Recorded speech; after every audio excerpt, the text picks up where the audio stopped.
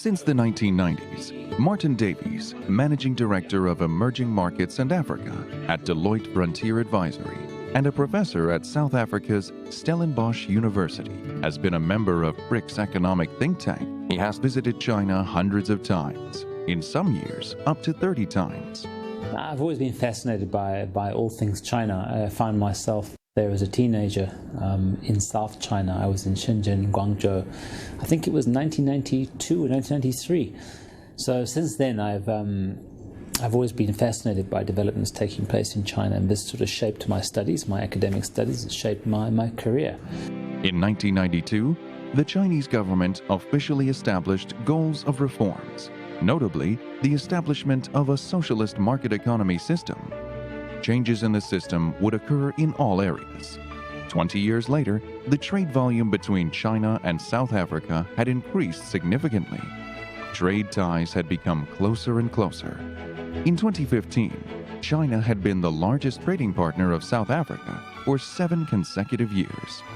Martyn Davies has witnessed the tremendous change in bilateral trade.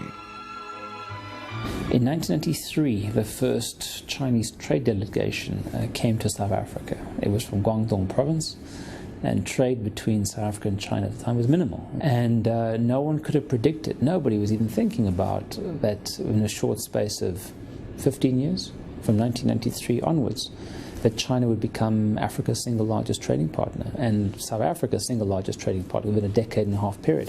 In 2011, South Africa became a member of the group of emerging economies, BRIC, namely Brazil, Russia, India, and China. That's how BRIC became BRICS. Among emerging economies, there is both cooperation and competition. According to Martyn Davies, BRICS members are geopolitical and geoeconomic partners and competitors, and it is the same for China and South Africa. I think in particular sectors, think telecoms, think construction especially, and perhaps other sectors are very much competitors.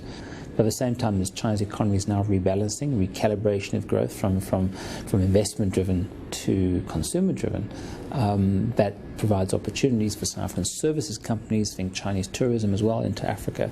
There's new opportunities.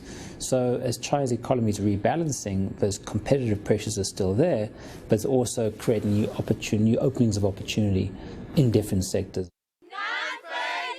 The interests of Martyn Davies are not limited to the economic field. He is actively involved in the promotion of cultural exchanges between China and South Africa. He is the founder of the Center for Chinese Studies of Stellenbosch University in Western Cape Province. Established in June 2004, the center focuses on research on Sino-African relations. The Confucius Institute, established there, was the first in Africa.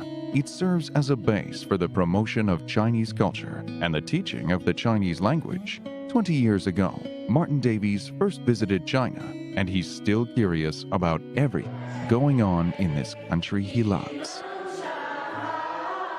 So it's been going for quite a few decades now, and it continues. I always find all things China-Africa very sort of interesting indeed, and very rewarding for me personally and professionally.